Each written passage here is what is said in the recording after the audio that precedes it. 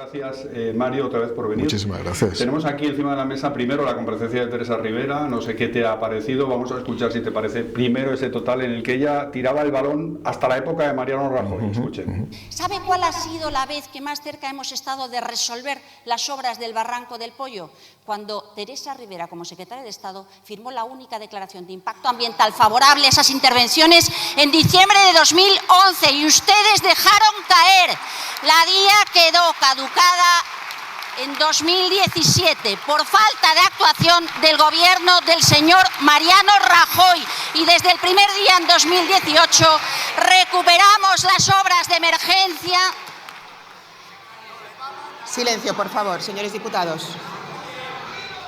Bueno, es cuando la hemos visto más alterada en toda la sesión, ha tenido siempre un tono muy pausado, muy bajo, y yo creo que ella misma decía, esto es lo que quiero que quede de esta comparecencia, esta frase, ¿no? Y este dardo tirando el balón a 8, a 10 años o 12 atrás, ¿no? Bueno, como yo formaba parte del gobierno a segunda escala, claro. Yo era subsecretario de ese gobierno, tengo que decir... Me parece muy valiosa la opinión que puedes tener, porque ella está hablando del año 2011, tengo que decir, cuando tú eras secretario de Estado. Tengo que decir varias cosas, ¿no? La primera de ellas es que cuando una persona habla de sí misma en tercera persona, es que está en una posición completamente alienada, y aparece Maradona. Cuando ella de sí misma dice Teresa Rivera Pro, es que hay algo que ya falla en esa cabeza, ¿no? Desde el punto de vista material, quiero recordar que las elecciones en las que gana el Partido Popular son en diciembre del año 2011.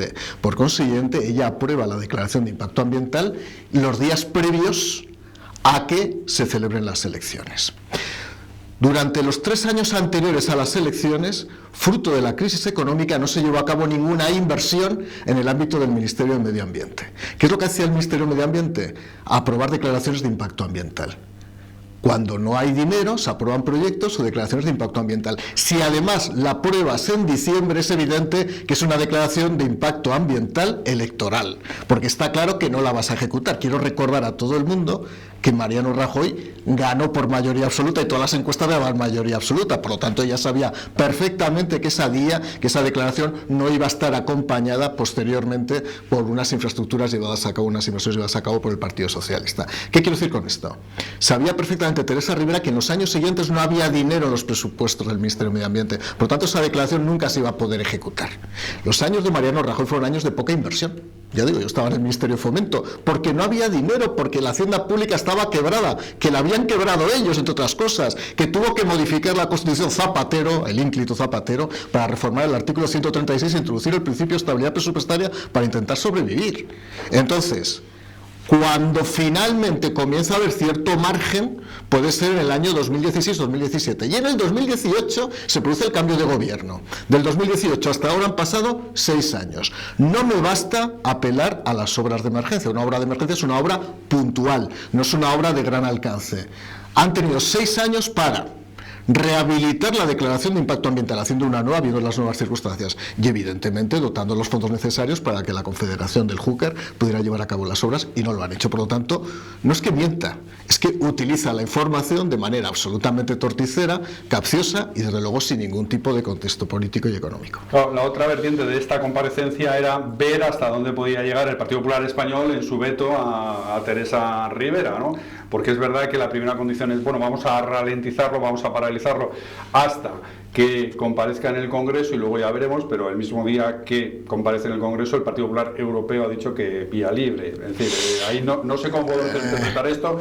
Es verdad, como decía Hugo Pereira, que el Partido Popular Español, Feijóo, ha conseguido poner el foco sobre Teresa Rivera, pero su tema europeo sigue adelante, por lo que hemos visto hoy. Desde el punto de vista, vamos a decir, lógico, Teresa Rivera nunca debería ser vicepresidenta de la Comisión Europea, es así de claro, habida cuenta de la experiencia reciente y desde luego de su falta de diligencia más absoluta respecto al tema de la gota fría, no solamente en Valencia, sino en el resto de provincias españolas, ¿no? En segundo lugar, el Partido Popular está obligado política y moralmente a votar en contra, y en ese sentido me parece un acierto. Me parece un acierto que voten en contra. Creo que no había otra opción también, o sea, a veces los aciertos vienen porque no cabe otra alternativa. Que el resto del Partido Popular Europeo, del cual forma parte evidentemente los diputados, los eurodiputados españoles del Partido Popular, vayan a votar a favor, entra dentro de una lógica de acuerdos cruzados, fruto fundamentalmente de esas necesidades que hay de configuración de miembros dentro del gobierno. Es verdad que seguramente Pedro Sánchez va a tener que dar instrucciones a los eurodiputados socialistas para que voten a favor de candidatos propuestos por Meloni o por Orbán. Seguramente lo habría hecho ya con independencia de que estuviera ahí. Es más, yo soy de la tesis de que Pedro Sánchez es un nihilista y si mañana hay que proponer al hijo de Bin Laden como Premio Nobel de la Paz, lo propone, es que le da absolutamente igual. Ahora bien, creo que el acierto, y lo decía muy bien Hugo, es que ahora mismo el foco se ha colocado en la incompetencia de Teresa Rivera, desde luego en su falta de diligencia, y que creo que está efectivamente, como decía el director de este medio, muy ultrajada, está muy tocada, está muy mancillada en su reputación de cara a poder ejercer su función durante los próximos años. Bien, luego tenemos, Mario, antes de despedirte, un par de temas más que quería hablar contigo. Uno es el tema de Begoña Gómez.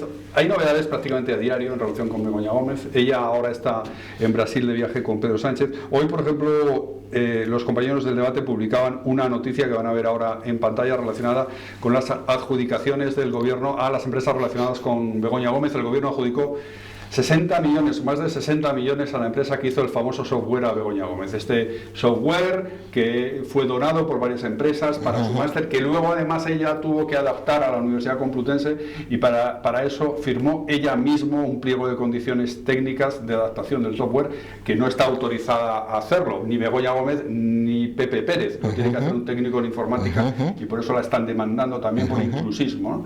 Esta es la novedad de hoy. El juez Peinado va a por todas con este caso de Begoña Gómez. No sé si viste la comparecencia del otro día en la Asamblea de Madrid. ¿Qué te pareció la actitud que tuvo? ¿Y en qué momento está Begoña Gómez en relación con su caso? Un comentario previo. Ella ha hecho la pasarela a Nueva Delhi, ha hecho la pasarela ahora a Río, pero no ha hecho la pasarela a Paiporta. ¿Por qué digo esto? Porque no tiene ni obligación de ir a la India ni tiene obligación de ir a Río. Tampoco tiene obligación de ir a Paiporta, pero voluntariamente no ha querido ir. Por cierto, una persona que se dedica, según ella, a captar fondos para organizaciones no gubernamentales y para trabajar para los más desfavorecidos. Me parece alucinante. O sea, ella va, como buena bilbaína que es, a donde le da la gana de santurce a Bilbao. Esa es la realidad y, por lo tanto, demuestra el talante que tiene. En segundo lugar, respecto a esos contratos, la empresa adjudicataria de esos contratos, por lo que yo he estado analizando, viendo la plataforma de contratación esta mañana, apenas ha tenido adjudicaciones hasta el momento en que se facilita el software a Begoña Gómez, lo cual no deja de ser sospechoso.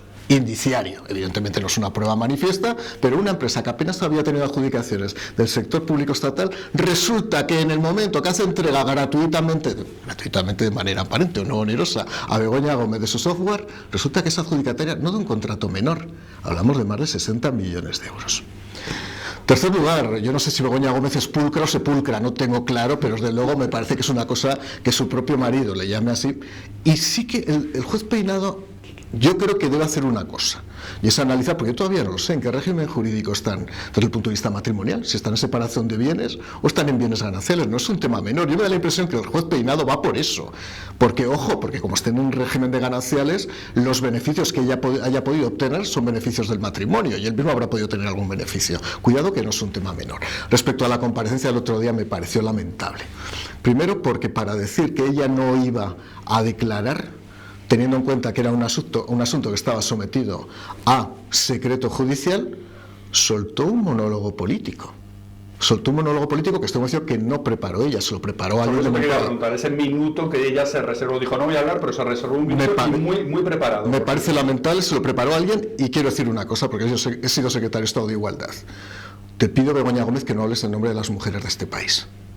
Porque cuando ella dice, yo soy como cualquier mujer que trabaja y que gana el dinero, no es verdad.